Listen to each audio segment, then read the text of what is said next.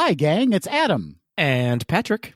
Coming up on today's episode, we head to Japan with Chris from Wishful Thinking for part one of our virtual Tokyo Disney Resort vacay. As always, we cover the latest Disney news and close out the show with some quick D. All that and more on today's episode of Gays Do the D. To all who come to this happy place, welcome.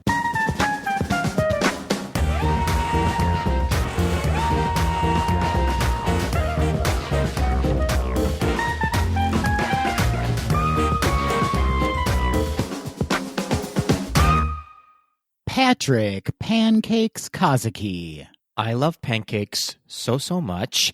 Adam Pocky Hummel. Oh, is that a reference to what we'll be discussing later on in this episode? It is a cookie stick with chocolate situation from Japan, and they're delicious. Pocky. I think I've had them. You can actually get them, I think, at Target right now. Or, I'm guessing, in the Japan Pavilion at Epcot, right? Or anywhere in Japan. They're very popular and very delish. I'd like to eat some, maybe make a drop earring out of two. For sure.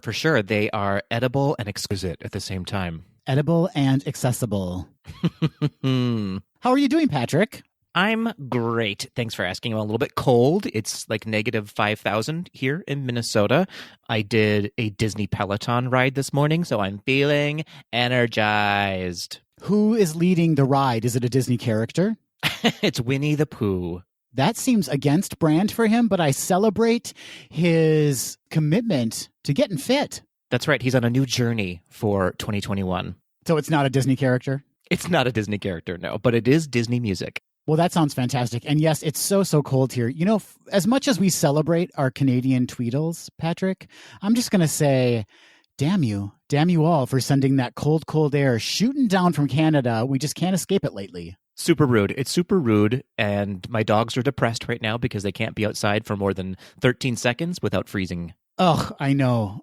We can't get our dogs outside. It's too cold for them. They can't handle it. A lot of pent up energy in those dogs. That's right. Doggy depression is real. And I look at them and I go, this is what it feels like, dogs. This is what it feels like all the time inside my head. It's time they know. It's very real. It's very real.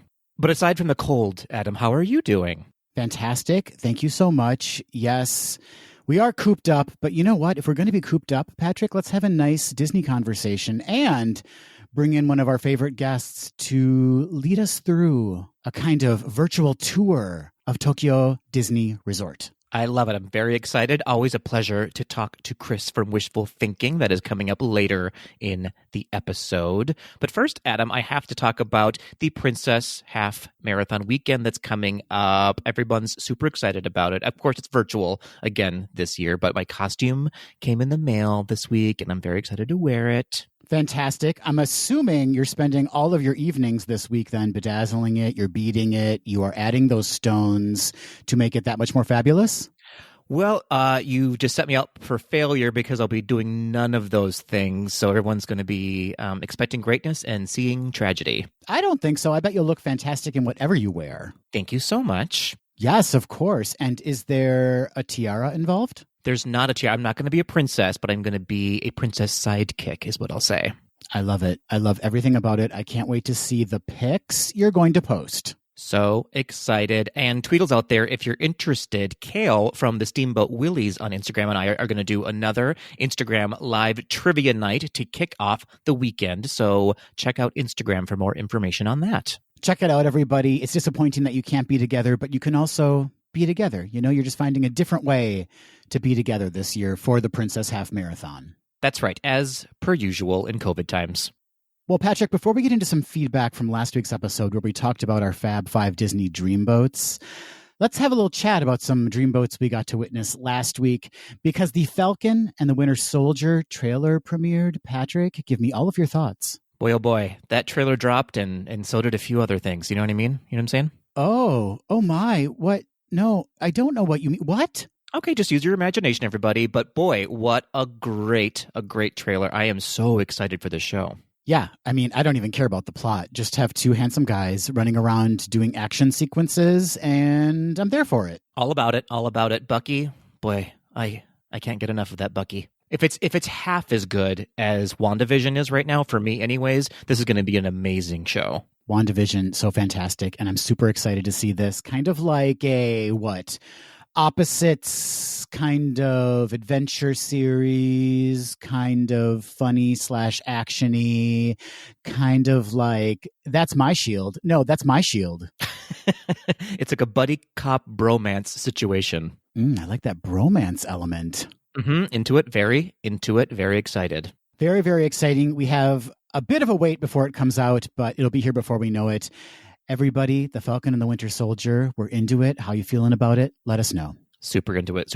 Well, speaking of hot dudes, Adam, we have to get into our feedback from last week's episode. As you mentioned, our Fab 5 Disney Dreamboats episode. And boy, oh boy, our tweedles are randy. They've been trapped in their homes. They have some energy they need to expel, and it's all coming out in some very salacious thoughts about hot Disney dudes. This might be the most feedback we've ever gotten on an episode. I guess we need to talk about sex and Disney more, Patrick. Apparently, that's gay culture. That is gay culture. That is Disney culture. It is all wrapped into one cultural moment. First up, we heard from Lady Brit Brat on Instagram, and they simply said, Naveen. Simple, short, to the point. Is it Lady Brit Brat or Laddie Brit Brat? Well, I think it's Lady because she appears feminine, but I don't know for sure. Okay, fair enough. Let us know. Next up, we have Jessica on Instagram at Jessica Breddy Fab. Jessica says, Prince Eric, Aladdin, and Prince Hans of the Southern Isles are my loves. Ooh, you like a little bad boy in there, don't you? Oh, that Prince Hans. He is very attractive, but he's sketchy. Very sketchy. She's all about the princes, though. All about those princes. Next up, we have Rosaline, who you can find on Instagram at pin2mylou. Rosaline says, I had to play on this one. Top 5, Tadashi Hamada, Luke Skywalker, Chirrut Imwe, David Kowena, and Bert. Bert, of course, Patrick, Bert. Yeah, for sure. Bert, a funny man. He's tall, he's fit, he's handsome. Bert, all the way. Rosaline goes on to say, my honorable mentions, Peter Parker, or Tom Holland, Aaron Burr, and Finn from Star Wars. Great choices. Moving on, we have Mario on Instagram, Diamond in the Rough Clothing Co. Mario says Aladdin, Li Shang, Naveen, David from Lilo and Stitch, and Milo Thatch. Oh, yes, a kind of nerdy twunk. For sure. Those glasses, I'll tell you what, gets me every time. I'll tell you what. Derek, who you can find on Instagram at Sing It Patrick. Boy who has everything. I took it up a little notch there. Did you hear that? I like that. You've clearly been going to all of your voice lessons. I'm proud of you. Yeah, I just sing and spin. Derek says, Robin Hood is a sexy ass fox, and I have no shame in my attraction. Nor should you. Robin Hood is sexy AF. Celebrate Robin Hood. Celebrate all of that sexiness. Moving on, we have Keita. Is it Keita? Who can say, let us know on Instagram at Keita Harris. Keita, if I've said your name wrong, I've said it wrong 300 times already. Prince Adam from Beauty and the Beast. He's hot. I agree. So hot. I love him. Next up, Parker, who you can find on Instagram at ADV Parker, says, I have to agree with you guys on both George of the Jungle and Tadashi. They're total hotties, but also kind souls. As Shania Twain might say, they've got the look and the touch. But my all-time favorite dreamboat actually has a boat. And that's Prince Eric, a dreamy sailor boy who roams the seas with his trusty dog. Yes, Mermama. Parker, I love you for so many reasons. And maybe the first reason is that you're quoting Shania Twain. I mean, well done. Well done, you. Also, are we sure this isn't Laganja from Drag Race? Yes, Mermama. We're not sure, but I hope that's true. Next up, we have Andy from Instagram, Andy Heath Puppeteer. Andy says, I could not agree more with Robin Hood being handsome as Fox. Robin Hood, everybody. I'll tell you what, Robin Hood is the man. Ooh, a little word play there from Andy, too. I love it. Kim is next. Kim sent us an email. She says, "Hi, fellas. Love this week's episode. I loved all your episodes and wanted to participate this week. So here's my Fab 5 Disney Dreamboats. Number 5, Lieutenant Matthias from Frozen 2. Sterling K. Brown's voice is like melting honey. Number 4, Aladdin. I just want him to show me his world. You know? Number 3, Flynn Rider, because Flynn Rider. Number 2, Prince Christopher from Rodgers and Hammerstein's Cinderella. He was the first Filipino I had ever seen on television. As a Filipino myself, I was so excited to see a little representation in Disney. It also doesn't hurt that he's hot and has the voice of an angel, LOL. Number 1, finally, back to objectifying Disney men, General Li Shang. His bod is just chef's kiss. Honorable mention goes to The Mandalorian because, as Patrick said, hot dad with a baby, and Cocoa from Pocahontas. He was clearly the superior choice over John Smith. Such a fun episode, guys. I'd actually love to hear your Fab 5 list of Disney ladies, perhaps for International Women's Day. Just an idea. That is an amazing idea. Kim, I think you might be my soulmate. I'm not sure. Ooh, I love a connection like this over a podcast. It all happened here on Gays Do the D, but you are so correct. Paolo Montalban is so hot, I can't even stand it. Yeah, and he's really kept himself up quite nicely. If you check out his Instagram, it's still all working there. Uh-oh, we got a little stalker situation happening. I'm into it. Moving on, we have Rob from Instagram, Zippity-Doo-Dah Days. Rob says, I still can't really bring myself to consider Marvel and Star Wars as Disney, so I've stuck to the actual Disney brand. Here are my top 5. I feel like he was reading us a little bit there. But Rob says, number 1, Tadashi Hamada from Big Hero 6, Prince Philip from Sleeping Beauty, Li Shang from Mulan, Prince Naveen from The Princess and the Frog, and Jimmy Dodd, the Mickey Mouse Club. Oh, Jimmy. Rob goes on to say, and like you, I couldn't contain myself to only 5, so here are some more. Flynn Rider, David Coena, Prince Richard Madden from Cinderella, Fritz Robinson from the Swiss Family Robinson, Christoph, that jazz drummer from Rhapsody in Blue, Yas jazz drummer, and Prince Edward, James Marsden from Enchanted. What a diverse list. I love it. And so many flavors there, Rob. It's like just building a stacked cone of all the flavors in the world. He uses all the crayons in the box. He certainly does. Next up, we have Daniel, who you can find on Instagram at DancoDirect. Daniel says, loved the most recent episode. Nothing makes me happier while I'm walking around my neighborhood than fantasizing about fictional animated characters and very real hottie actors. I couldn't pass up the opportunity to create my own list. So here they are. Surprise, they're all live action. Number 5, Luke Evans as Gaston. Number 4, Orlando Bloom as Will Turner. Number 3, Yosin An as Hong Hui.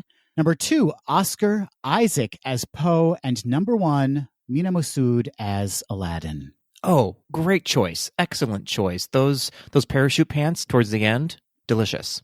He needs a roomy pant, you know? I do know. I'm excited for that. Moving on, we have Jackie from Instagram at JYS42. Jackie says, hi, Adam and Patrick. Hi back, Jackie. Jackie moves on to say, I just finished listening to this week's episode and enjoy every single Dreamboat mentioned. In addition to what you both shared, seriously, how could you narrow it down to only 5? I would add Black Panther as portrayed by the late Chadwick Boseman. Oh, for sure.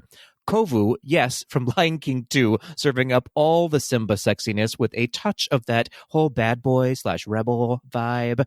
Han Solo, Black Widow, Natasha Romanoff, and Gogo Tamago from Big Hero 6. Yeah, Chadwick Boseman, you were exceptional. And the great thing is that he lives on as Black Panther, so we get to watch that exceptional man for the rest of our lives. Amen to that. Cricket, who you can find on Instagram at AkioPixie319, says, I agree with most of the gents on your lists, though I would swap animated Tarzan for George of the Jungle. I definitely appreciate you including my ultimate Disney dreamboat, Tadashi Hamada. Underappreciated, no longer. I also agree with Killmonger being included. Hot and complicated equals hard to resist. But what really sealed it for me was the way he wears that shawl cardigan in the throne room scene. Apparently, this is my love language. Mine too. Mine too. I speak that language, and it's delicious to the ears and eyes. Yeah, that knitwear on a fit bod. We talked about it in last week's episode, but it really sells a guy. Fit and knit. I like it. That's a t-shirt. That is a t-shirt. Moving on, we have Beth on Instagram. Hello, Bethany. Beth says, hi, guys. Absolutely loved your Disney Dreamboats episode this week. Mine would have to be Zac Efron, Mena Massoud as Aladdin, Oscar Isaac as Poe Dameron, Flynn Rider, obviously, and am I alone in saying Bob Iger? No, you're not alone in saying that. However, this could be his $690 million net worth. That's hilarious. Again, thank you for bringing the Disney joy to the UK. As always, have a magical day. You have a magical day, Beth. I like how you delivered that back to her. A little threatening. You have a beautiful day, Adam. I will, I think. I'm scared. That's right. You should be. You should be. Next up, Jeff, who you can find on Instagram at JustJeffRiffle.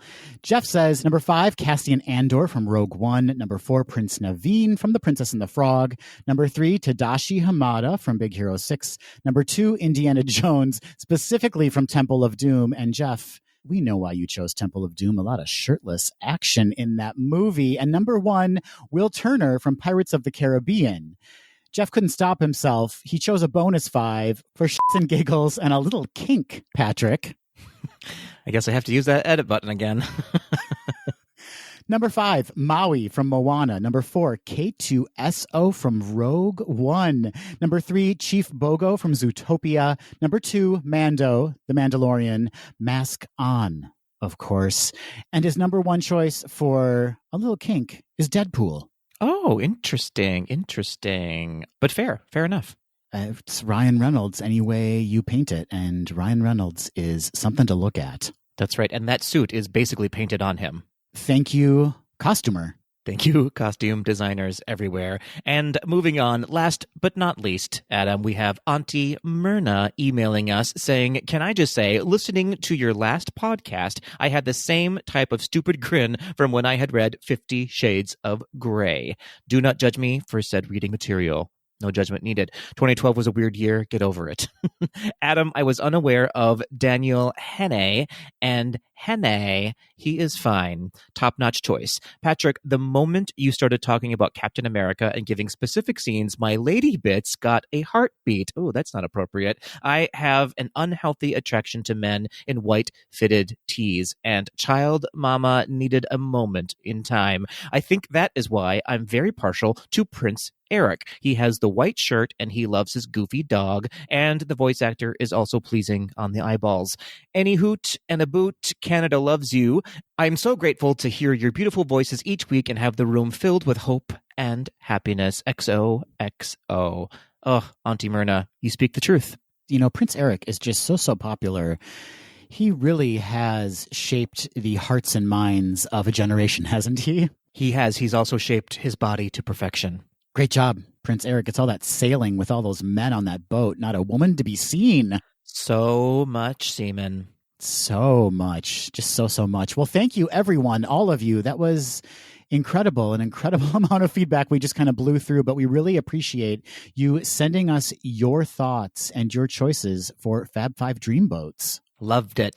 Thank you so much. And Adam, I think we absolutely have to do a ladies episode. Yes, absolutely. I mean, can we be as objectifying? No, we can't. I mean, we have to keep it a bit more tasteful, but we can certainly do, like, you know, ladies that we love. I don't see why we have to be more tasteful, but listen, you do you, I'll do me, and we'll see what happens.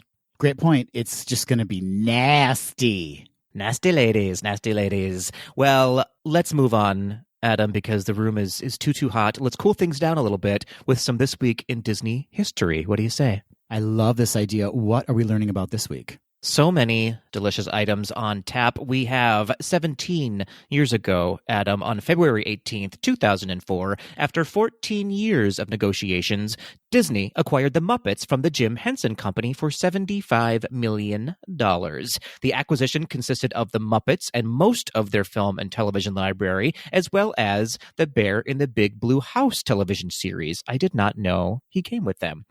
Exceptions to this deal would be The Muppets Take Manhattan, Muppets from Space, and Kermit's Swamp Years, which were retained by Sony Pictures.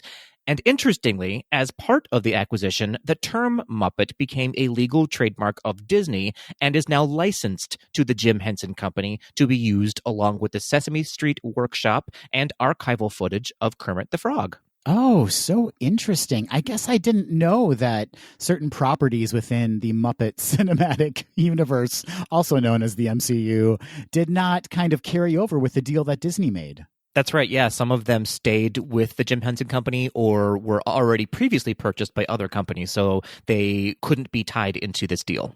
Sad, but I mean, we can still watch them, obviously, and I just love The Muppets Take Manhattan. I watched that movie probably 750 times a day as a child. Same here. It's such a great movie, such a great soundtrack as well. Yeah, it's a great one. I mean, they're all great, right? Really. I mean, Great Muppet Caper is so fun. Come on, Diana Rigg, get into it. Get into it, indeed. Moving on, Adam, 61 years ago, on February 18th, 1960, the 8th Winter Olympics opened in Squaw Valley, California. Disney was asked to orchestrate the opening ceremonies, which involved 5,000 participants, including 1,285 instruments and 2,645 singers from 52 California and Nevada high schools. Disney artist and legend John Hench, who we've talked about before, designed both the Tower of Nations and the Olympic torch that year, which is still used as the design basis for all Olympic torches to this day. This was the first time the ceremonies were televised nationally, and they raised the bar for all opening ceremonies going forward.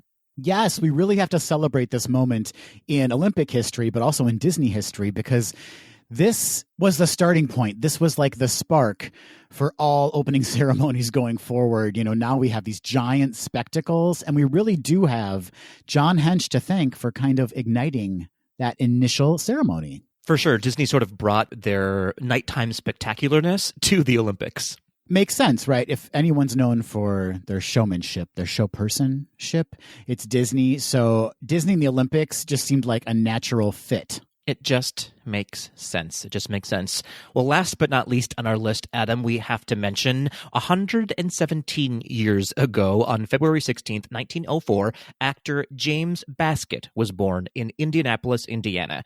Now, James Baskett played Uncle Remus and voiced Brer Fox in the 1946 film Song of the South. Now, I want to be very clear, everybody, that I am in no way celebrating this movie. However, James Baskett deserves to be recognized. He originally auditioned for a small voiceover role in the film, but Walt Disney liked his performance so much that he cast him as the lead role, making him the first live actor ever to be hired by Disney for a feature-length Disney movie.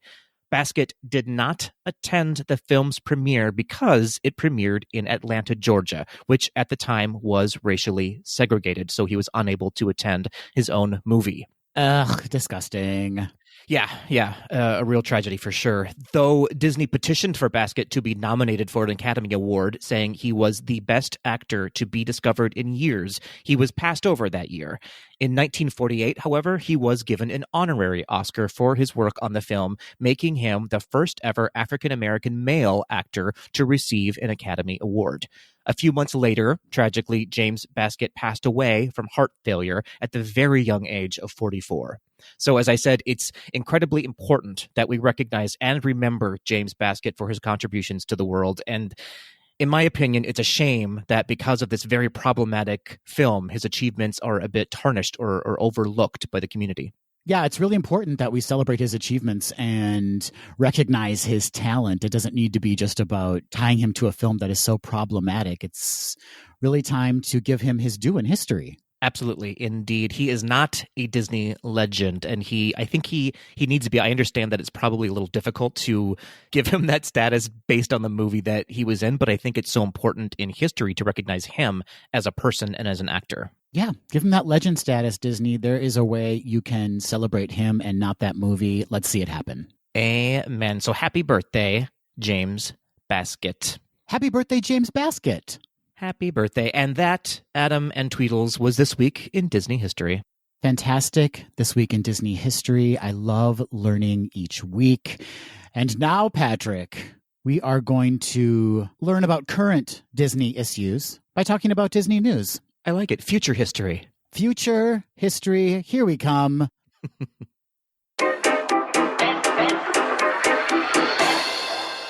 The ghosts of Epcot past are back and looking more beautiful than ever. The Leave a Legacy walls that were removed as part of the Epcot entrance refurbishment have returned. This time, instead of being a part of the main entrance, the Legacy walls now build a colorful perimeter just outside the park leading up to the turnstile entrance. All of the panels are now connected on both the east and west side of the entrance and are designed with the vibrant jewel tones and geometric shapes from Epcot's new look. Guests can now look up a Legacy by scanning the QR code on the new wall to open a search app leading the guest to the correct coordinate. Guests are also able to ask a cast member at a nearby information booth for help. Imagineer Zach Ridley had this to say about the new Leave a Legacy panels. The Leave a Legacy program offered guests the opportunity to have their pictures taken and etched onto tiles for the Epcot Leave a Legacy sculpture. The result was a beautiful representation of Epcot's global community, and these new panels will continue to celebrate the spirit of optimism we all share. Much, much, much more joyful than the tombstones that were at the Epcot entrance before. Now, see, I didn't hate them as much as you did before. I mean, they were definitely cumbersome and probably in the wrong place, in my opinion. But for sure, this new look is exquisite. More colorful, seemingly more celebratory to me anyway. I like them. I think that it was a good move on Disney's part to obviously still include them, but also, give them a little facelift, give them a little zhuzh, make them a little bit more bright and cheery. Yeah, I'm definitely glad they brought them back. I would have been really upset if I was someone who had done the Leave a Legacy and then Disney was like, meh, we're just going to throw these away. They're like, that face? No, I'm sorry. At least NSYNC is back. Everybody, NSYNC is back. Thank God. Gina Carano, who played Cara Dune in the first and second seasons of the Disney Plus hit series The Mandalorian, has been fired by Lucasfilm. According to a February 10th Variety article, Carano was fired after controversy erupted over social media posts she made on Tuesday, February 9th, likening contemporary political differences to the treatment of Jews in Nazi Germany. The hashtag #FireGinaCarano began circulating on Twitter Wednesday in response to her posts. Many users tagged Lucasfilm and corporate parent Disney in their posts. After her firing, Lucasfilm released the following statement, quote, Gina Carano is not currently employed by Lucasfilm, and there are no plans for her to be in the future. Nevertheless, her social media posts denigrating people based on their cultural and religious identities are abhorrent and unacceptable, end quote. Carano was no stranger to controversy on social media. In November, she was criticized for mocking people who specify pronouns when she updated her Twitter bio with, quote, beep, bop, boop, end quote, which she later removed. She also shared a photo of a person wearing multiple cloth masks with the caption, Meanwhile in California, and one stating, Jeff Epstein didn't kill himself. In December, Lucasfilm announced Rangers of the New Republic, a direct spin-off of The Mandalorian that seemed to suggest a path for her character, Cara Dune, a former rebel trooper who had become a marshal for the New Republic on the show. Lucasfilm has not yet announced a cast for the new show, however. Last Friday, Carano revealed a new movie project she is making with the conservative website The Daily Wire. Carano will develop, produce, and star in the upcoming film, which The Daily Wire says it will release exclusively to its members as the company looks to bolster its entertainment division. When contacted by Deadline, Carano stated, quote, The Daily Wire is helping make one of my dreams to develop and produce my own film come true. I cried out and my prayer was answered. I am sending out a direct message of hope to everyone living in fear of cancellation by the totalitarian mob. I have only just begun using my voice, which is now freer than ever before, and I hope it inspires others to do the same. They can't cancel us if we don't let them. So, Patrick, this kind of feels like it's been building for a while. You know, we've been hearing these reports of her being controversial, but at last week, it seems like she finally went too far. Yeah, this has been bubbling up for quite some time. In fact, even during the run and the new releases of episodes of The Mandalorian, I was thinking, I wonder if they're going to get rid of this character because she is a problematic person. And whether or not you agree with her is up to you, but I absolutely do not agree with her. And apparently Grogu does not either. It's all about what Grogu thinks. If Grogu is not pleased from what he is seeing outside of the show, Grogu says you Gogu. Oh, boy. How long have you been working on that one? I literally just came up with it, and you can hear the hesitation in my mouth as I'm saying it because I'm like, I don't even know if I can say this properly. Well, you did, and we all have to live with it. Words matter, Adam. Words matter. I'm proud of it. Okay. As we head into our 43rd year of lockdown, Disney continues to roll out new interactive ways for families to stay active and connected to the Disney community. This past week, Walt Disney Imagineering and ABC have teamed up to produce an interactive series called Imagine from Home. Each new episode in the series will feature a Disney Imagineer sharing a skill or passion of theirs that you can do at home with step-by-step instructions using materials that you can find in your own homes. Currently, there are 5 episodes available. Draw Your Own Castle, led by one of Imagineering's principal interior designers, Amy Young. Viewers will learn how to draw some of Disney's most iconic castles. Next is Build Your R2 Droid, led by Imagineer Matthew Jameson. Matthew will show viewers how to transform common items like soap dispensers and corks into an R2 droid. There's also Draw Your Big Thunder Mountain Railroad with Imagineer Reed Ekman. Viewers will go on a step-by-step tutorial to learn how to draw the entire Big Thunder Mountain scene right down to the tiniest of details. Moving on, there's Make Your Small World animated scene led by Imagineer Zhao Qin Chen. Here, viewers will learn how to turn cardboard into an animated scene from It's a Small World.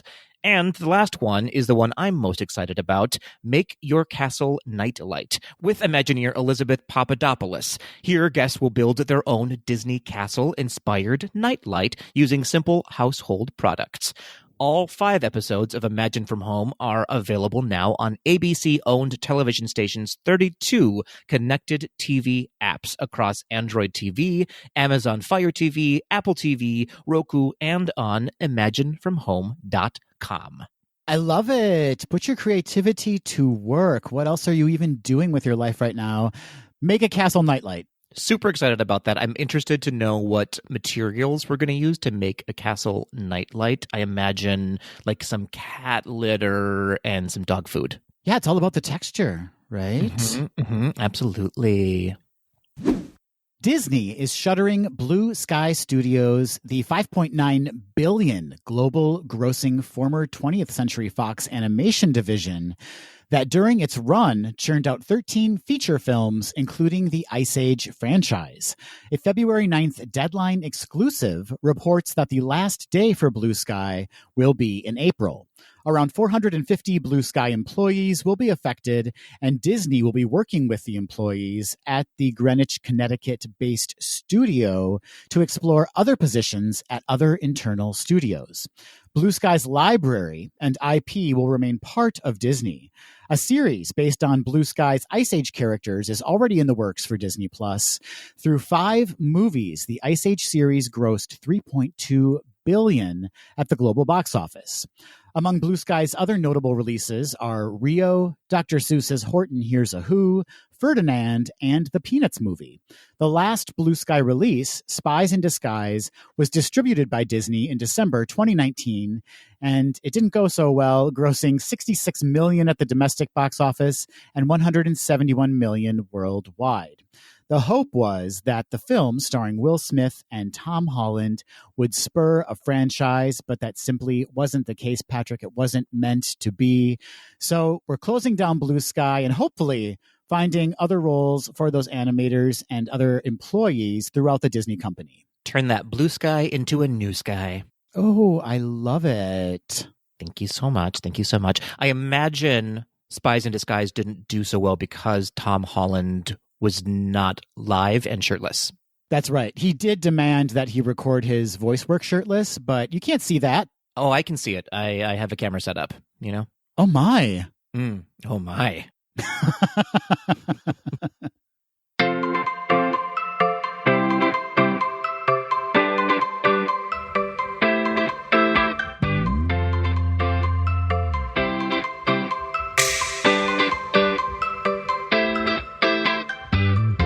Patrick, I don't know about you, but I am feeling cooped up.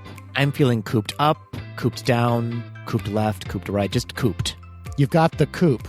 I've got a mean case of the coop. As do I. And I thought, how can we get out and experience something without getting out and experience something, you know? I think our imaginations will have to do for now. You couldn't have said it better, Patrick. We'll use our imaginations. This sounds like an episode of Sesame Street. Why not? Maybe it is. Who can say? Who can say? We'll use our imaginations, and we'll also use our friend Chris, who's been on the podcast before. Chris from Wishful Thinking, fee-free travel planner. Chris, Patrick. Free of charge, just like me at a nightclub. Oh, my. And as we've been advertising for, 2 weeks now, Chris is joining us to talk about Tokyo Disney Resort. That's right. Pack your bags, Tweedles, although you really don't have to. And grab your passport, Tweedles, although you really don't have to.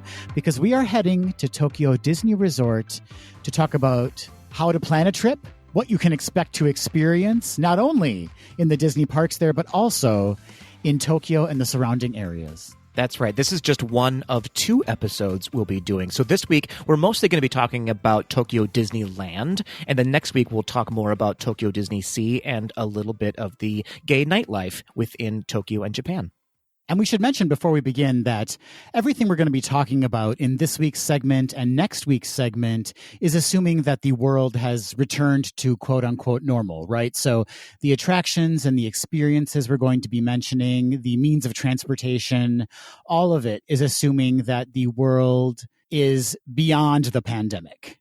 For those of you that don't know, Tokyo Disneyland opened on April 15th, 1983, and it was the first Disney theme park to open outside of the United States. True story. And then Tokyo Disney Sea, which we'll talk more about next week, opened on September 4th, 2001. And both parks are actually owned by the Oriental Land Company, and they are licensing Disney characters and themes from the Walt Disney Company.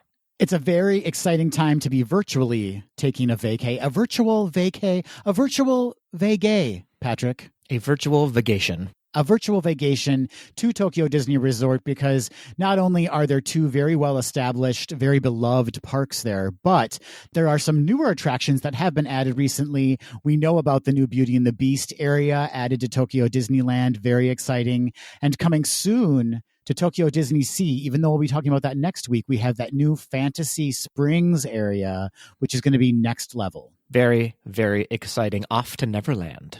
Let's go, shall we? Let's do it indeed.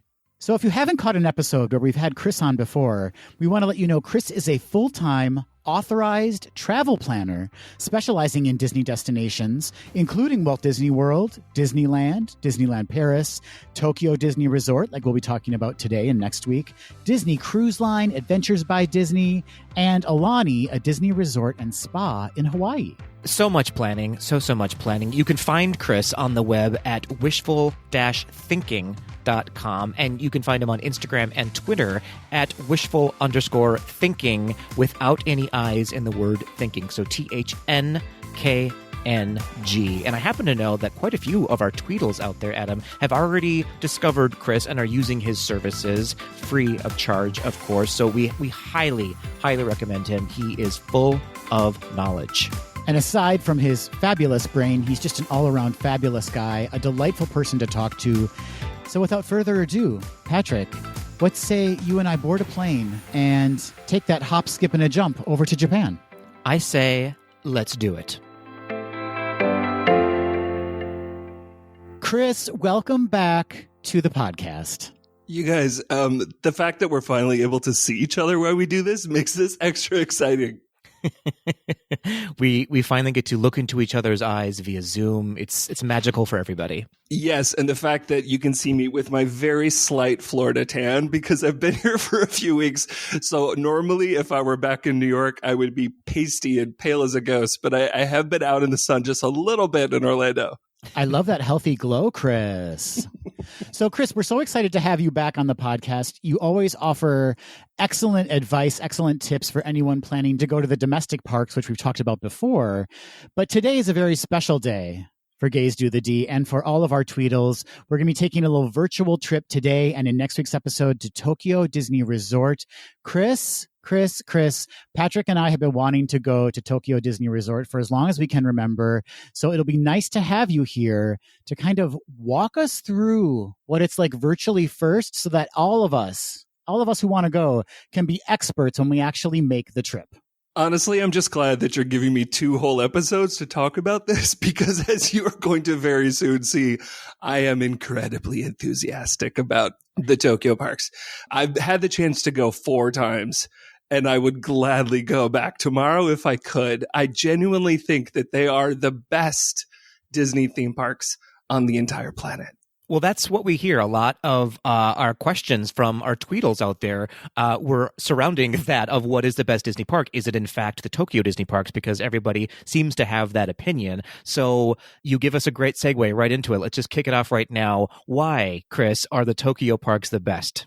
Honestly, in short, it's just that everything is better. Every individual element is just better. One of the things that you notice right away is just the quality of the design.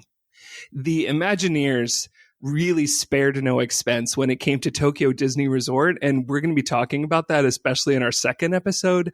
I do think that Tokyo Disney Sea is the very best theme park on the planet, so wait for episode 2 to hear all about Tokyo Disney Sea. But Tokyo Disneyland itself is also just exquisite. The parks are incredibly well maintained. You'll just notice that the paints are brightly colored and refreshed. You don't see wear and tear. So much of the park, pretty much everything, looks like it was just constructed yesterday. Beyond that, the service level of the cast members themselves, it's all the things that you've come to expect in a Disney cast member. And the Japanese themselves are just tremendously hospitable, so it seems to come naturally for them. In addition to that, I mean, I think a lot of people know that Japan is famous for its cuisine. We're starting to see a lot more variety in Japanese restaurants here in the US. When you have the chance to go to Japan and you get to eat some incredible food, all of that culinary experience flows throughout the Disney parks. So the food and the snacks, everything is just incredible. I can still remember what some of those meals taste like. Yeah, we've had a lot of our Tweedles comment when we kind of advertised that this episode and next week's episode was coming up. They wrote in and said the food in Tokyo Disney Resort is like next level, and it will kind of spoil theme park food for you for the rest of your life. I think that's true. One of the great things about this whole trip and everything I'm going to be telling you is that the Tokyo Disney Resort itself is considerably more affordable than the domestic parks are in the United States. And so the fact that you get that incredible food and you're spending less money for it is just another thing that makes you feel really spoiled when you go there. Okay, I'm sold. I'm going to Japan. We can end the episode here. No, just kidding. Well, you have graciously sent us a little outline before we started recording. And by little, I mean an enormous outline. We have lots to talk about today. So let's start at the very beginning, Chris, with chapter 1. Preparation before you go to Japan. So the underlying question here is before you take your trip, before you're on the plane even, what kind of prep does someone need to do in advance of a Tokyo Disney vacation? So first off, I recognize that not everyone who listens to this is going to be in the same situation. There are some people who are big time Disney fans, and they are going to travel to Japan in order to do a Disney trip. And that's great. But a lot of Americans and Canadians, North Americans end up traveling to Tokyo for business, or they're in Japan for some other reason. And so some people just, while they're there, kind of impulsively think, well, maybe I'll do an extra day and maybe I'll head down and check out the Tokyo Disney parks. I would say regardless of what your particular situation is, it is well worth it to go. If you can plan well in advance, I do think that's best. As things are right now, we're all currently forced to plan really far in advance because Japan is not admitting foreign visitors, and it's going to remain so for at least the next few months. We're all kind of keeping our eye to see how they handle the potential Tokyo Olympics this summer, but even into the fall. If you are thinking about planning a trip to Japan, it is good to think long distance, long way off, in part because when you plan to go, as soon as you announce that you're going, so many of your friends, family, anyone who hears you're going to Japan is going to give you a list of things that they tell you you've got to do. So if you give yourself a much advanced leg time as possible, just to think through what your real priorities are, I think you're going to benefit by extra planning time. But in terms of Disney, one of the most important things to do is to have a look at the refurbishment schedule. Typically, they announce that refurbishment schedule 6 months, sometimes longer in advance, and it's good to get a sense of which attractions might be closed, in part because many people want to go specifically to experience some of those rides and things that we don't have in the domestic parks. So you'd be certainly very disappointed if you showed up there and found that the thing you really wanted to see is not happening.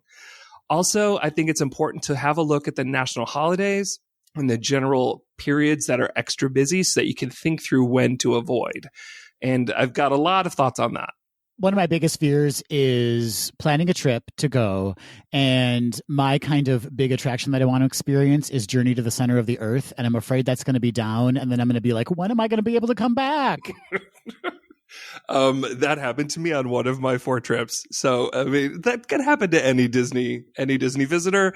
That said, there's so much good stuff there. And once we get into Tokyo Disney Sea, like honestly, even if you didn't go on a single attraction, just walking around itself would be an experience that you'd never forget. I love it. I love it. I have a question actually around holidays. As many people know, in regular times, the domestic Disney parks basically never close. Are there dates in Japan that they do close the parks for holidays or events? Thankfully, the Tokyo Disney Resort is just like how normal times are in the US. They are open 365 days a year. That does mean that there are particular national holidays where they get extra busy because people who don't have school, families that want to bring their kids, they are showing up in en masse. Okay, so once we've done that preparation work and kind of figured out when we're going and what's going to be open, please don't close Journey to Center of the Earth while I'm there. Then we move on to when to go and how many days, right? So we want to look at the exact time frame when we're going to be there and kind of need to plan out how many days we want to allocate for Disney on a visit to Japan, which, you know, a lot of us haven't been to begin with. And we also want to do things in Tokyo or outside and around Tokyo. Chris, help us out.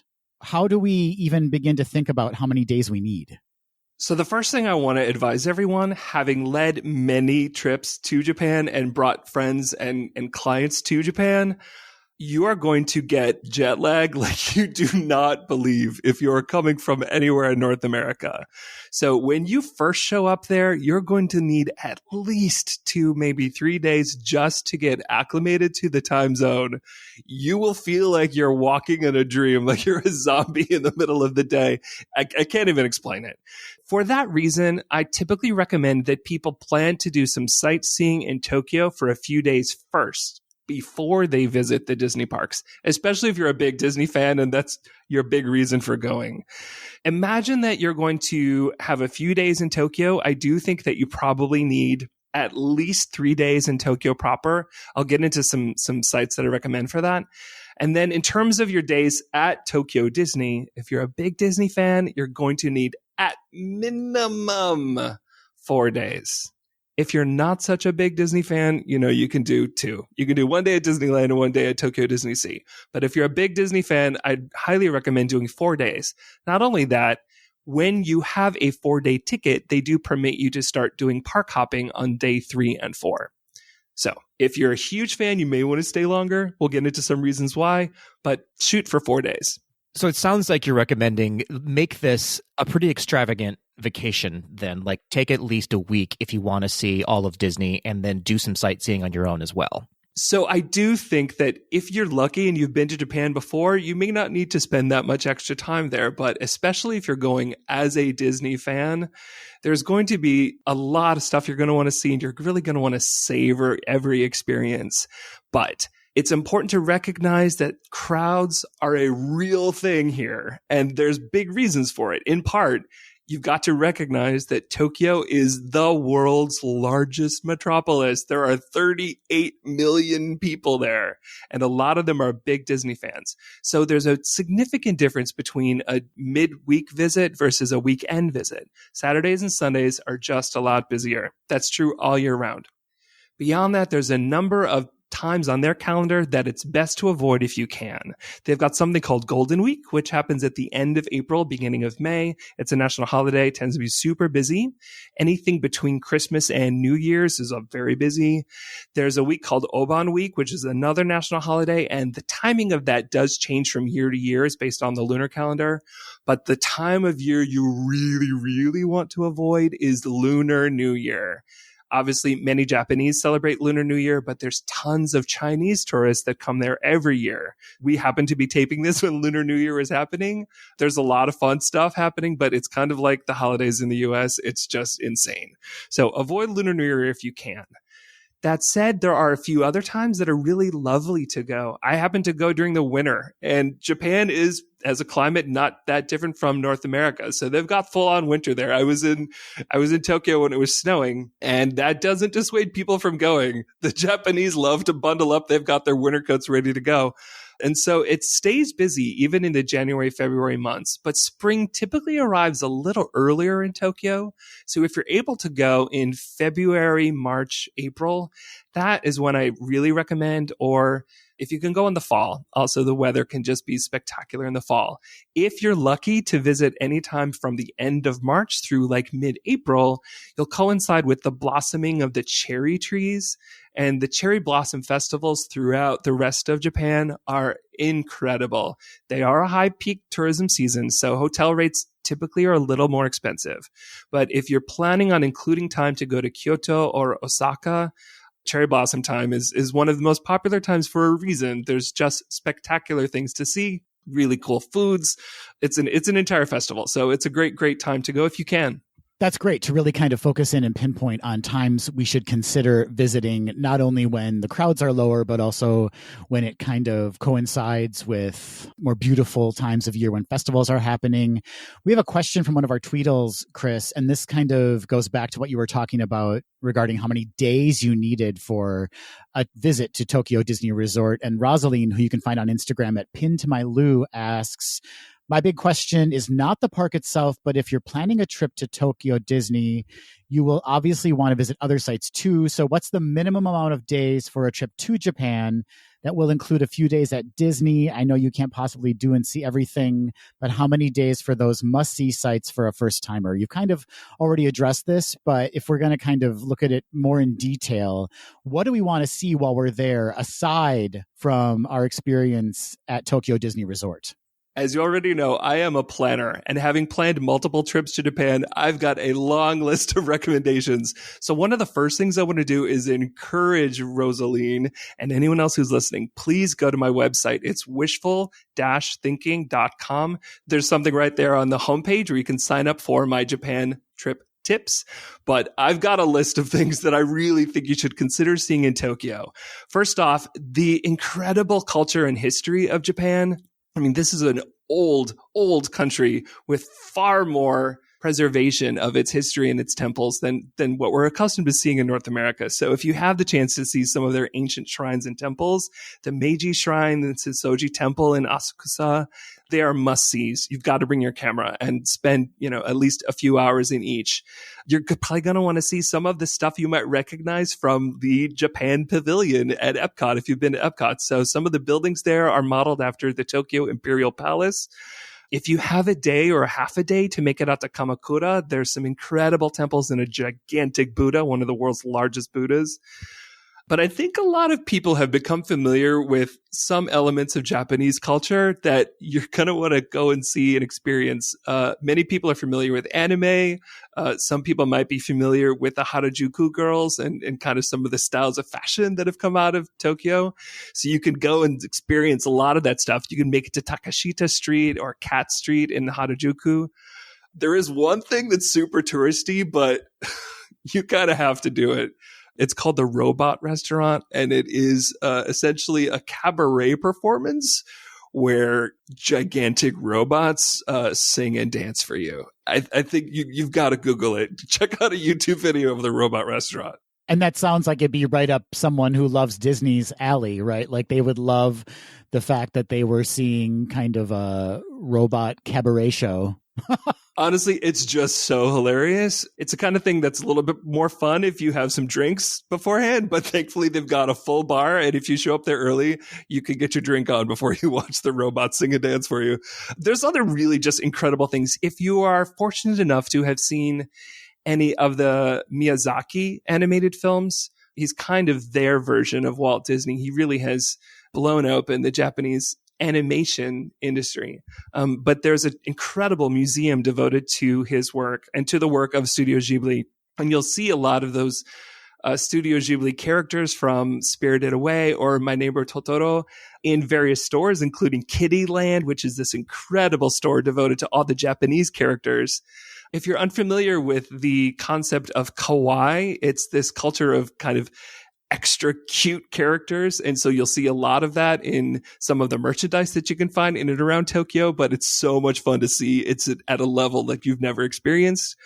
Beyond that, you're going to want to give yourself time to just eat out, see some of the incredible culture. I got to go to a sumo wrestling match, which was like nothing I've ever seen. I got the chance to go to one of those owl cafes where you get to sit and have coffee, and then different amazingly mysterious owls will come in and sit on your arm, and you can even pet them as they kind of snuggle off to sleep. Sounds terrifying. My friend was super scared, but we had the pictures that you get out of that alone are worth it. Another thing I have to tell you, though, is because you're probably going to be super jet lagged if you're coming from North America, you'll probably be waking up every day at like 3 or 4 in the morning, bright-eyed, bushy-tailed, and ready to go. So there's a famous tuna auction that happens where some of the world's greatest tuna is auctioned off every morning. It happens around 5:30 a.m. at the Toyusu market. So if you've ever had the chance to see the incredible documentary Jiro Dreams of Sushi, must see it. It's fantastic. But you'll appreciate some of the culture that goes into finding that incredible sushi. For the cuisine itself of Tokyo, that's another thing I have to highly recommend. You know, so many Americans have only had sushi or sashimi when we've eaten at Japanese restaurants. There are so many different kinds of Japanese cuisine that we don't have the chance to experience here. So you're going to just want some time in Tokyo just to experience some of those meals. Beyond that, Japan and Tokyo are very fond of international cuisines. So some of the best burgers I've ever had in my life were in Tokyo. There's amazing French restaurants, Italian restaurants. You know, it really values the quality and the craftsmanship of cuisine. So you have that, and everything from cheap restaurants to, you know, Michelin 3-star restaurants. That's just the quality and the freshness of the cooking there is unbelievable. I was fortunate enough to go to Japan a while back, and everything you're saying, Chris, rings true. All of your recommendations are amazing. I would like to plug to go see some kabuki theater while you're there as well. If you're a theater fan, it's absolutely beautiful, and it should not be missed. But let's move on to Disney, what all the kids are waiting for, Chris. We want to know all about what to do, where to stay, what to eat within the Disney park. So let's start there with where to stay at a Tokyo Disney resort. Choosing a hotel is one of the tougher decisions. And if you are someone who is saving up and you're planning on spending a good amount of money on this trip, you can certainly spend that money in very nice accommodations at the Tokyo Disney Resort hotels. There are 4 official Tokyo Disney Resort hotels, and then there are a number of additional partner hotels, many of which are located right on the special monorail that runs throughout Tokyo Disney Resort. So of the 4 official hotels, The two that are probably most well known are the Tokyo Disneyland Hotel and the Hotel Miracosta.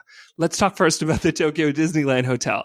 You guys have been to the Grand Floridian in Orlando, right? Yes, been to it, haven't stayed there though. Okay, so imagine that general kind of styling and then plus it. Just make it more luxurious, more crystal chandeliers, more elegant furnishings, rooms that are even more beautifully appointed. That is the Tokyo Disneyland Hotel. It is exquisite. And it's located just outside the main entrance to the Tokyo Disneyland Park. So many of the rooms have views of the park. You can see the fireworks, you can see the parades all from your room. But there's many different type of room categories. So there are some rooms that are more affordable that are standard rooms. There are larger rooms for families or for, 2 or 3 bedrooms. So if you book early, then you can have a greater selection of what's available. One thing I will tell you is that for all the Tokyo Disney Resort hotels, you cannot book sooner than 5 months in advance. Things may change based on their current modifications, but about 5 months in advance on the dot is when you can book these hotels. So the next hotel that gets a lot of attention, and deservedly so, is the Hotel Miracosta. This is at Tokyo Disney Sea, and it is the only hotel currently which is actually located inside a Disney theme park. And that's why I want to stay there. I mean, aside from maybe the lavishness of it, I just need to say that I actually slept in a Disney theme park. Well, I've done that before, but not legally. You guys, I have fallen asleep in so many attractions at Walt Disney World. You have no idea. This is one of my rare talents, actually. I can sleep almost anywhere. What can you tell us specifically about the Hotel Miracosta? Because I've just heard, maybe it's lore, I don't know, but I've heard like the accommodations, the attention to detail, the kind of premiums that you get for staying there are like next level. So you've heard correctly. One thing that is a little different about Tokyo Disney Resort is that many guests who stay in one of the official resort hotels choose a vacation package. And a vacation package is a bundle of your lodging, your theme park tickets, and then a number of other perks that are included with that. So it's not that the hotel automatically grants those perks, but it's just that many people who choose to do a package end up with those perks. So that includes extra fast passes, extra opportunity to reserve shows and dining. But the hotel itself is absolutely exquisite. So Miracosta is Italian themed, and this part of Tokyo Disney Sea is themed to look and feel like the Italian Riviera. So you've got incredible pastel colors to the exteriors with green shutters, and it's Tokyo Disney Sea. So there's waterways just outside your window, one of which resembles the Venetian canals. There's actually gondolas that float by. But anyone who stays at the Miracosta, if you choose a theme park view room, you can also watch the shows that are performed on the main lagoon of Tokyo Disney Sea, which includes a Phantasmic. They've got a villain show. So all of that is viewable right outside your window. Not every room does have that view. And obviously those rooms do cost a little more. But even if you stay in one of their standard rooms, just the quality of the furnishings, the detailed nature of everything that's there, it's just next level. One of the other things that's cool about it, though, is that even though it's got this kind of elegance, it still maintains this sense of whimsy. There's clever details and funny little inside jokes. You're still at a Disney park. We're still at a Disney hotel. So you'll notice all sorts of little touches and hidden Mickeys and little clever touches everywhere throughout the hotel. And then we've got 2 more official hotels within this group of 4, right? Yes. So the Ambassador is another hotel that's located right within the same area of the Tokyo Disney Resort. So it's pretty easy to access the theme parks from the Ambassador. The Ambassador is not as sumptuous. It is, I think, more comparable to what we would call a moderate resort in Walt Disney World. It's themed to kind of the 1920s. It's got a lot of Art Deco, kind of that steamer ship, old train kind of styling. And it's super cool. They've got a great restaurant. I had a really good breakfast there, but it is not quite as high end, and therefore the rooms are more affordable. And then what we would consider off property, they have purchased a hotel and rethemed it in the last few years. That one's called the Celebration Hotel. It is not located on the monorail, so it does involve a shuttle bus every morning and evening. Certainly not as luxe, but still a good stay. However, if you are not going to stay in either the Disneyland Hotel or the Miracosta, I would strongly suggest that you stay in one of the partner hotels that's located right on the monorail line. These still include some of those same perks. They've got a Tokyo Disney Resort ticket desk and concierge that's located right in their lobby. And they do even have some Disney theming in some of those rooms.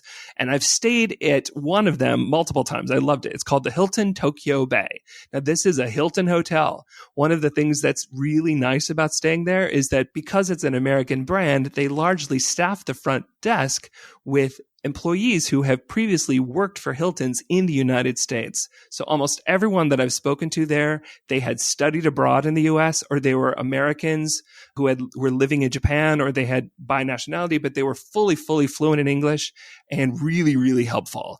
Just having someone at your hotel where you know you can call down and they're going to speak fluent English is a tremendous help. And it's not that the staff at the Disney hotels don't speak so much English, but in my experience, you find more fluent speakers at the Hilton than at the Disney hotels. So you talked a little bit about, or mentioned at least, sort of a resort and ticket package that you can purchase. Do these off-property resorts, the Hilton and the Sheraton, do they offer that, or do you have to stay within a Disney resort? They currently do not. And we'll talk about that in next week's episode. We'll get into some packages and how to save some money. But you have far more perks if you stay in one of the official hotels. The biggest perk, and one of the biggest reasons why a lot of people like to stay in the official hotels, is that they give you early entry to the theme parks. Now, if you've ever been to Walt Disney World or even Disneyland, you know that they typically will allow you to do extra magic hours where you've got an hour, sometimes more than an hour, earlier entry than everyone else. At the Tokyo Disney parks, you get 15 extra minutes. You're laughing, and I can understand why. It seems like it might be meaningless, but when I start to explain how the Fast Pass system works, you'll understand. That extra 15 minutes makes a difference between going on 3 rides as soon as you show up versus going on 1.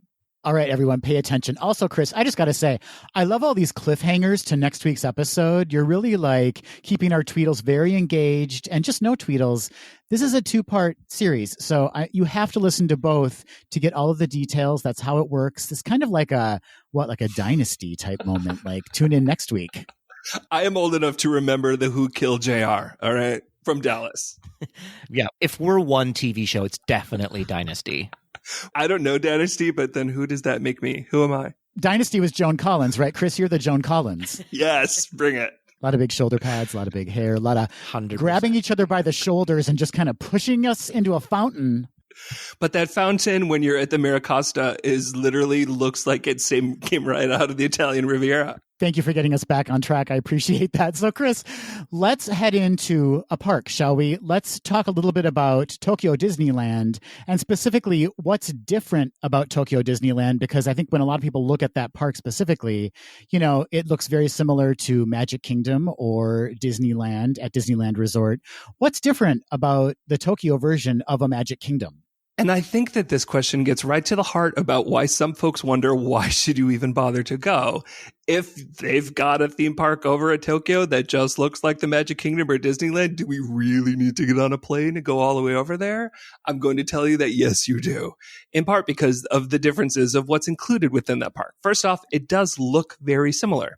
However, it is larger for starters. When they built Tokyo Disneyland, it was the first overseas park, and one of the things they were expecting were large crowds. And so Walt Disney himself was still involved in some of this process. This was before Disney left us. But they knew that they wanted to expand the walkways, and kind of as if you could just put the Magic Kingdom on a photocopier and set to enlarge by 15%, that's kind of how it feels the moment that you show up. But beyond that, they do have a number of lands there that are similar to the US, but are just a little different. First off, soon as you show up, rather than Main Street USA, they've got something called the World Bazaar. It's definitely themed after that kind of turn of the century Americana feel, but rather than open air, it's closed with a glass arcade. So that's visually just a really kind of surprise. I ended up really appreciating it. As soon as it rains, you're really grateful that you can hang out in what seems like Main Street USA, but you don't have to be outside in the rain. Next up, another land that's different. They've got a Critter Country, which is kind of similar to Critter Country at Disneyland. That's where you'll find Splash Mountain, but they've kind of taken the idea and the theming and the feel of Splash Mountain and really expanded it. They've got a tremendous restaurant there called Grandma Sarah's, where it's almost like you're dining in the inner burrows underground among the trees and the roots and the little fluffy creatures of Splash Mountain. So cannot recommend that highly enough. They've also got an area called Western Land, which is similar to Frontierland. They've kind of played up that big Western theme, but they've really leaned into the Americana quality of it all. And this is something that surprised me when I was there. I think I kind of expected that everything within Tokyo Disneyland would just be automatically translated into Japanese. But I found that they, in many ways, embrace the kind of Americana quality of it all. So when you are in Western Land, you're hearing English, you're seeing English in all the signs. There's references to the American West. Some of the things that are there are super familiar. So they've got the Country Bear Jamboree, they've got the Mark Twain Riverboat, they've got the Tom Sawyer rafts, and they've even got those canoes, which I think maybe you could still do at Disneyland. I don't know. I haven't tried to do Disneyland canoes in a while. I don't even know if those are still running. Forgive me. But you can do Big Thunder Mountain there, which is very similar to what you'll find in the US. But each attraction is just a little bit different. So if you're a fan, you're going to notice those differences. Splash Mountain happens to be one of my favorite attractions. I cannot wait for the Tiana renovation to come. But going on Splash Mountain there was terrific because it's bigger. It's just bigger. Every scene is bigger. It's longer. I don't know that the hill is bigger, but it just felt more exciting after everything that preceded it. Well, we love things that are bigger and longer here on Gaze Do the D, as our Tweedles know. Oh, dear. Oh, dear. Well, let's stick to this theme of attractions, Chris. What are some of the unique attractions that somebody might find in Tokyo Disneyland? What are some of the highlights that you'd recommend? So some of these get a lot of attention, and I really think they deserve that attention. Everyone told me before going that Pooh's Honey Hunt was one of the things that I had to see. And I was really skeptical because it's Winnie the Pooh. I was like, do I really have to go see Winnie the Pooh? Sure enough, you've got to go on Pooh's Honey Hunt. It is one of the first trackless vehicle rides that Disney developed, which some of us are more familiar with now after you've maybe ridden on Star Wars Rise of the Resistance. But it is a trackless vehicle attraction that goes through, I don't want to spoil anything, but it is delightful in the most incredible, innocent, pure childhood kind of way. I found myself just giggling. There are laugh out loud moments. I went on it multiple times just because I couldn't get enough of it. They've also just this year, after the pandemic, after the reopening, they've opened a brand new trackless vehicle ride based on Beauty and the Beast. It's called The Enchanted Tale of Beauty and the Beast. The special effects, if you want to have some spoilers, you can certainly go check out YouTube videos. You might want to avoid it because there's some incredible visual surprises of things that you would never expect. It truly is enchanted. It's magical. That is super popular right now. They have an overlay that went into the Enchanted Tiki Room, which has become permanent. They have a plot line where Stitch, who, as you know, showed up in Hawaii and who rather likes to play Elvis and likes to play the guitar, where Stitch has crashed into the Enchanted Tiki Room. That's called Stitch Presents Aloha I Como Mai. Super fun. Rarely I wait for that. But if you're a Tiki Room fan, if you're an old school Disney fan like I am, that's great.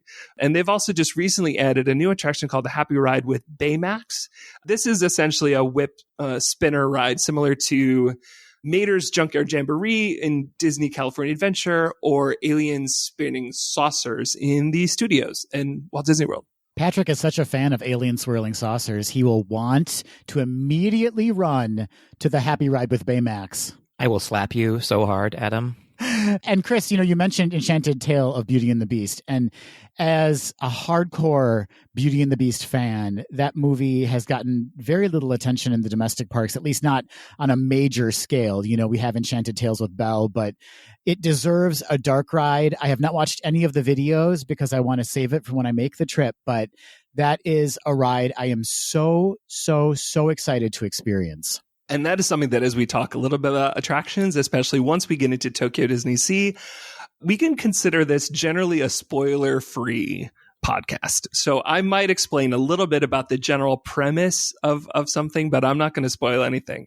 And to be honest, this is something that a lot of people, when they go, if they're coming from North America and they're big Disney fans, they have to make a decision. Am I going to be so well informed that I've actually, I want to make sure I don't miss anything. So should I watch a bunch of YouTube videos before I go? I would say, first off, just contact me and help me plan your trip. And that way I can make sure that you don't miss anything without having to spoil anything for you. But if you are a little curious, there are certainly ways to check out almost everything we're describing. That said, one of the things that you might want to check out are some of the parades and shows. You guys, I worked in entertainment at Epcot, so I have a special appreciation for the amount of rehearsal time and how hard it is to perform in layers of fur, shall we say? But I was not prepared for the quality of the entertainers at Tokyo Disney Resort. You guys, if there's any dancers listening, like, you've seen Disney dancers. Like, Disney hires good dancers.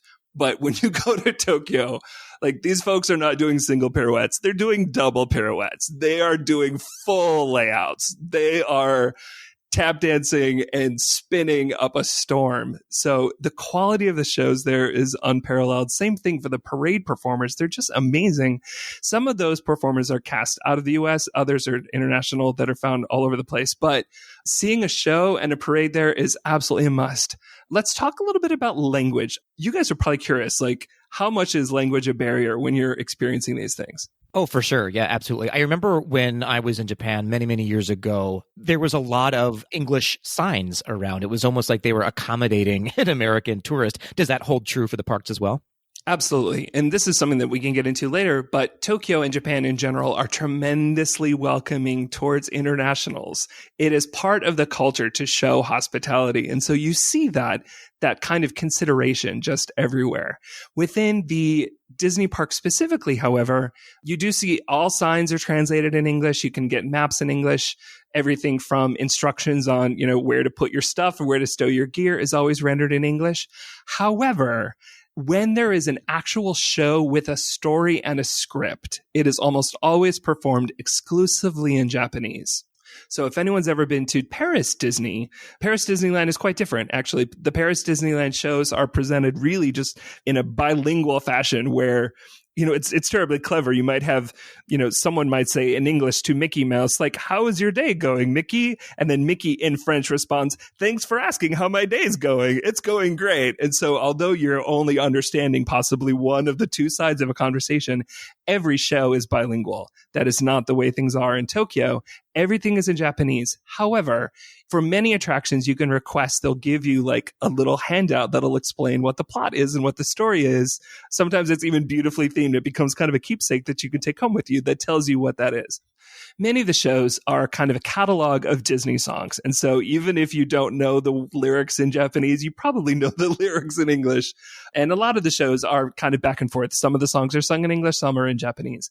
The parades, most of the songs and performers are actually in English, but this changes from year to year. Like every other Disney park, they like to vary up their entertainment. But the shows are so popular that they run a lottery for some of them. Not unlike the way that we might do a fast pass, they have a system where you request a ticket for the show and you might get one or you might not. And because you might not get a lottery ticket for a particular show, that's one extra reason why I'd recommend doing at least 2 days in each park. It just increases your chance. I do have some secret tips that I share with my clients about how to get those tickets for those hard to see shows. So message me and I can tell you. But there are great, great shows throughout both parks. So Chris, you talked about how accommodating the parks are for English-speaking people. Can you talk a little bit about how accommodating the cast members are to people from anywhere around the world? And in addition to that, on top of that, you talked about how popular the shows are. What about the fandom of the Japanese people? Are they just Disney fanatics? Okay, those are two really great questions because they overlap in a fascinating way. First off, The cast members there are truly like everything you want in cast members. They are incredibly energetic, tremendously friendly. If you arrive at the opening hour, they literally line up on the walkways and they wave at you wearing their Mickey four-fingered gloves. But it's kind of like if you've ever watched a product launch at an Apple store where the Apple employees are all coming out and there's this like line of applause. That's what it's like if you show up at the opening hour at any of the Tokyo Disney parks. Beyond that, they're all incredibly well trained in kind of internationally understood body language. So everything from, please step here, or, asking the number of people in your party. They'll put up like two arms when they want you to stop, or something isn't allowed. They've been trained so incredibly to communicate with folks that are visiting from around the world. So at no point was I ever lost or confused. If you do need help with something specific, if you just happen to find a random cast member, chances are good that they're not going to be fluent in English, but they're almost always going to be able to get within reach of what would they consider like their guest relations staff. And the guest relations cast members are fluent in English and they can help you. Beyond that, there are maps in English, and they've recently updated their app, which we'll talk about in a little bit. But the app also has directions in English and a lot of helpful information in English. But when it comes to the fandom, we've got to talk about the way that the Japanese prepare for some of these experiences. They love the shows and they love the parades. And so what is very common, especially since so many of them are locals, so they've been on the attractions many times before, but they really want to see these parades. Did either of you have like a sister, or did you know anyone who did Girl Scouts growing up, where they created what my sister called a sit-upon? Do you guys know what a sit-upon is? I know what one is in gay culture, but not in what maybe you're talking about. All right. Well, a sit-upon, at least in Girl Scout culture, is like a small square of what maybe could be like a waterproof tablecloth. It could be like a piece of fabric, but it's essentially something that you can put down on the ground and then you sit upon it. So that is something that is very common in the Tokyo Disney parks. You will see tons of people bring them, and they will set out places along the walkways of the parades and several of the shows in order to wait for their parades. So it is not unusual to see people waiting for 1 hour, 2 hour, sometimes longer throughout the parks. So if you're wanting to get a good viewing spot, you need to bring a sit-upon. Great advice. And we will talk about the other sit-upon in episode 2 when we talk about gay culture in Tokyo, Chris. But before we wrap up today's episode, we have to talk a little bit about tickets and also fast passes. How does that work in the Tokyo parks? And then what do ticket prices look like? So this is one of the things that I love the most. Everything is more affordable there, including their tickets. The theme park tickets are about half of what they cost at Walt Disney World, and you're getting more. And that is in part somewhat helped by the exchange rate from the dollar. The dollar happens to be relatively strong right now, but like a 4-day ticket is about $225 US. That's basically the cost of a 2-day ticket at Walt Disney World. You're getting 4 days. That's incredible. So you're talking the real costs are flight and lodging, and then the tickets are much more affordable when you're making this trip. In the next episode, I will talk about how to save money on airfare. For most of your listeners, I think, are coming from North America, obviously the flight is going to be one of the biggest expenses. But one of the nice things, maybe you're lucky and your work is paying for that flight over there. So one of the things that's really nice is that once you're there, things are considerably cheaper. That's also true for their food and their snacks. A lot of things are just cheaper than they are in the US parks. So tickets, that's one other reason why I say if you can go 4 or 5 days, stay an extra day. Like it's much less of a financial burden than trying to do lots of days in the American parks. This is great to know. Great to know. So let's circle back to fast passes. You mentioned them a little bit earlier in the episode. How does that work in the Tokyo Disney parks? Is it similar to the domestic parks, or do they have their own system completely? So if anyone has been going to Disney World or Disneyland for quite a long time, you might remember the way the system used to work at Disney World and kind of still works at Disneyland. It's similar to the way things are, I guess, currently at Disneyland, where you cannot request fast passes until the day of your visit. So it's not like Disney World where you got to be like 60 days or 30 days, like figuring out which attractions you're going to do. If you have the Tokyo Disney Resort app, you can use the app to request them. But if you don't have the app, you can physically go to the attractions which offer FastPass. You scan your ticket, and then they give you a little printout with a return time. And then on that ticket, there's a specific time that's where it tells you when you can request your next FastPass. So the strategy of deciding which attractions to go get your FastPass for is one of the reasons why you would love to get in there 15 minutes before everyone else, because what most everyone is doing is making a mad dash for whichever attraction they really want that FastPass for. So if that's Tokyo Disneyland, most people are going to be running for Pooh's Honey Hunt. Now that the Beauty and the Beast attraction has opened, they're doing something similar to like a boarding group over at Star Wars Rise of the Resistance. We're not sure how long that's going to remain, but they've kind of got a different system there through the app where you're requesting an entry on their app. But the FastPass system allows you to go and enjoy another attraction, and then it gives you an hour-long window where you come back and you get to skip the queue. Typically, you'll have 2 FastPasses at a time. It's rare to have more than 2 FastPasses. And FastPass is not available for every attraction, but it is for all the most popular ones. I would say the most popular attractions in at least the last few years are Pooh's Honey Hunt. There's a great Monsters, Inc. attraction called Hide and Go Seek, which is kind of similar to the Monsters, Inc. attraction over at Disneyland. But if you've, is this a spoiler? I don't want to spoil it. I'll just say that it's interactive. There's a really fun interactive element that has a lot of really cool surprises. So highly recommend that. Just so I'm clear, Chris, so if you have the Tokyo Disney Resort app, it is like Disneyland and DCA where once you're through the gate, you can use your app to book your first FastPass? Yes, although it's important to note that the Tokyo Disney Resort app was previously only in Japanese, and you had to have an account on the Japan version of the iTunes store. You needed to have a Japanese street address to open an account. All of that has been changing just within the last few months. So I don't want to tell anyone who might be listening who may be planning further down, because that functionality has changed just even in the last few months.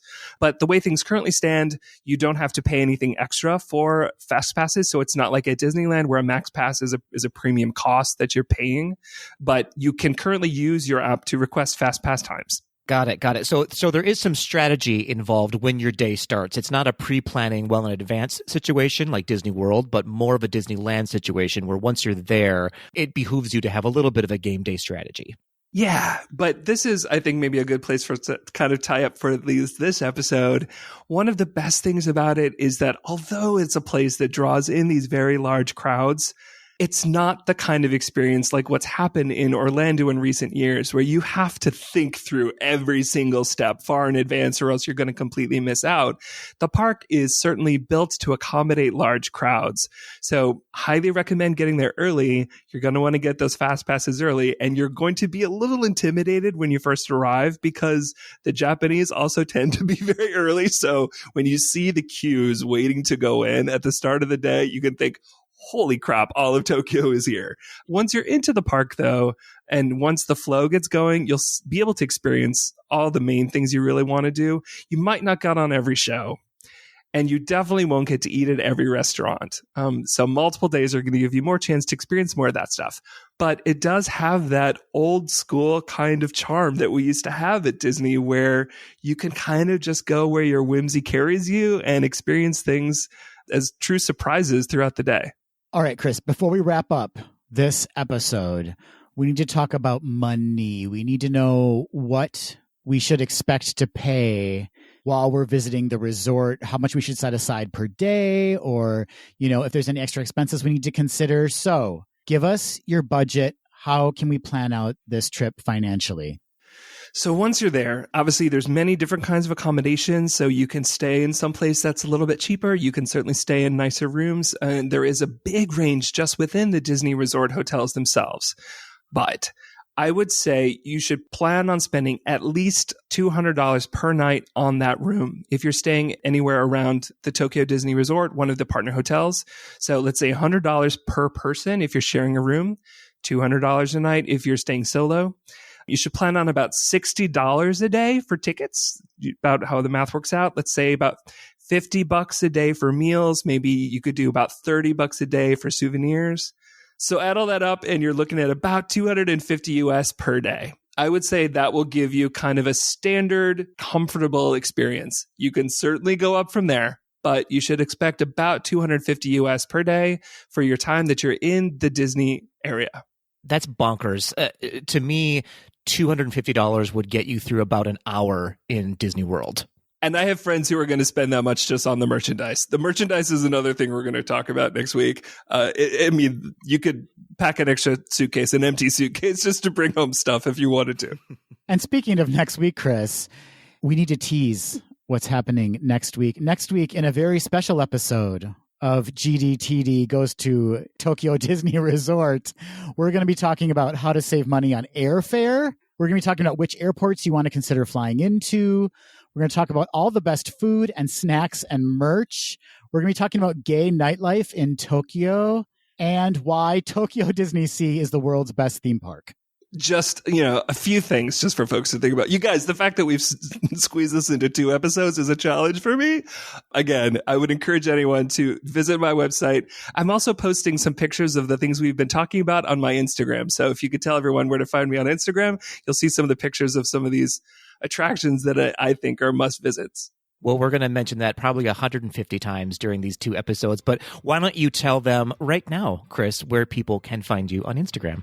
So it's wishful and then underscore and then thinking without any eyes. So it's wishful underscore THNKNG.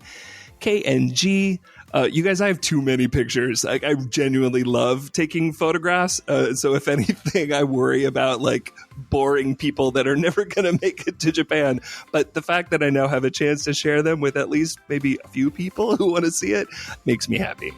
Well, thank you, Chris. We're super excited to have you back on next week to talk more about Tokyo Disney Resort. And Tokyo Disney Sea is just calling our names. And you were so smart to save it for the second episode. So everyone, please check out next week's episode when we're going to be talking about Tokyo Disney Sea. And of course, if you have more questions for Chris about Tokyo, Disneyland, or a Japan trip in general, reach out to him on Instagram, or you can always reach out to us at Gays Do the D, and we can reach out to Chris, and we can talk all about it on a future episode. You can, of course, find us on Instagram, Facebook, and Twitter at GDTD Podcast. Or you can send us a voice memo or email at info@gaysdothed.com. Now let's talk some more about those sit-upons, you guys, It's been a long quarantine. I'm very open-minded these days.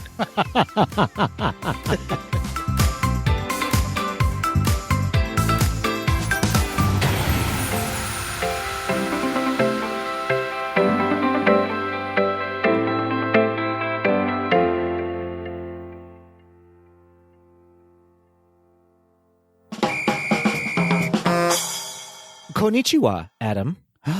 Konnichiwa, Patrick. Did I say that even close to right? Who can say? Chris can tell us, but he's gone now. Yeah, Chris could tell us. We'll get him back on the horn, Chris. Back on the horn. What is this, the Roaring 20s? What's happening? It certainly is. We got a lot to talk about, Patrick. I like it. In fact, we have but one more thing to talk about, Adam, and that's some Quick D.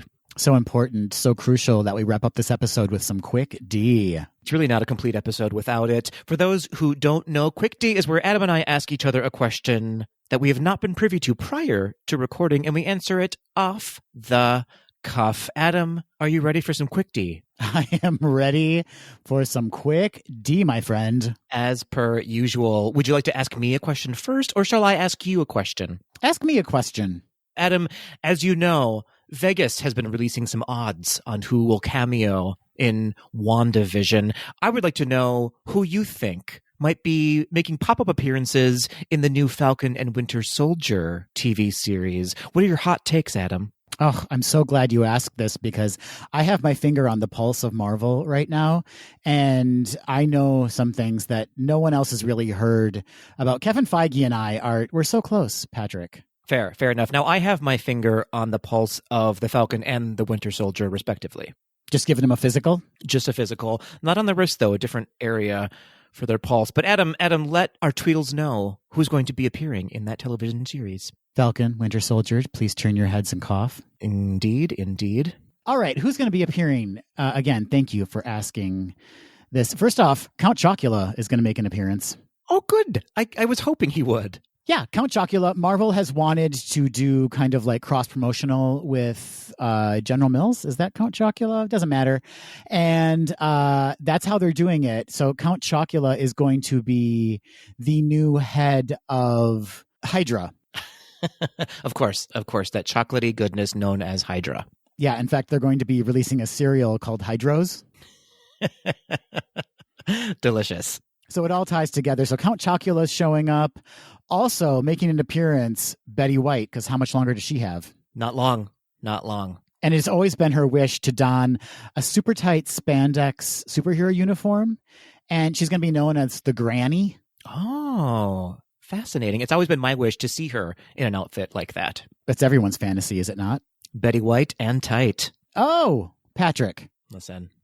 Also appearing on the series, again, just incredibly unexpected, Secretary of the Treasury, Janet Yellen. Unexpected? I don't know. That feels expected. That's a great point, Patrick. Why did I even say that? Stupid Adam. She is going to be there as the voice of reason for the Falcon and the Winter Soldier. You know what I mean? I do know what you mean, and I'm here for it. And last but not least, we need to bow down. Yes, I said bow down, because making an appearance against all odds is the ghost of Jimmy Hoffa. Wow. Unexpected. That is unexpected.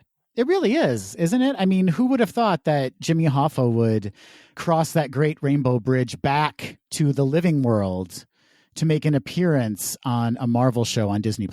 We can't find his body, but we can find his spirit on Falcon and the Winter Soldier. His spirit is also inside all of us. Did you know that? I can feel it right now. That's not his spirit, Patrick. That is something else.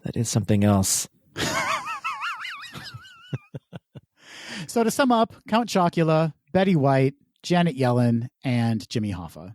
I feel like you've just cast the Fantastic Four. Again, Kevin Feige and I are so tight. He's bound to be listening to this episode. And I celebrate that declaration you just made, Patrick. And I hope that Feige feels the same way. I think he will. I think you'll find that he will. Well done, sir. Well done. Thank you. Also important to note that Count Chocula and Betty White will get extremely soggy if you leave them in milk for too long. But that milk is so delicious afterwards. So tasty afterwards. Patrick, here's my question for you, my friend.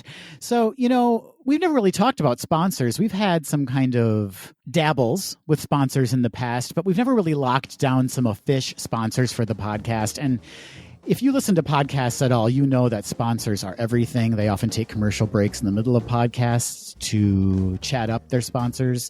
Patrick, what sponsors do you think we need to corral and would be willing to endorse our little ragtag podcast? Excellent question. Right off the bat, I'm thinking Velveeta cheese feels like a real heavy hitter for us, don't you think?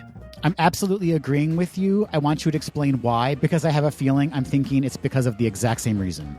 Well, as you may know, there is nothing real about Velveeta cheese, and there is absolutely nothing real about our personalities, Adam. That's exactly what I was thinking, yeah. We are very fake, very heavy, and very melty, Overly processed, frequently yellow. Overly processed garbage cheese. We are the Velveeta of podcasts. I love it. Is that our new tagline? Gaze to the D. Just like Velveeta. Who else should we bring on board to give us the moolah to mention them?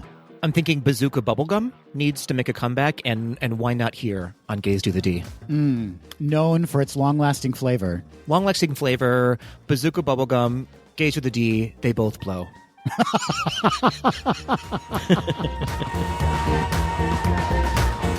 That will do it for this episode of Gaze Do the D. Thanks for listening. To become a patron of the podcast, visit our website at gazedothed.com/donate. For a donation of any amount, you can receive exclusive Gaze Do the D content and help us continue to bring you the very best Disney news and discussion. Continue the conversation after this episode on Facebook, Instagram, and Twitter at GDTD Podcast, and submit your questions or show ideas to info@gazedothed.com. Have a great week, everybody. See you real soon.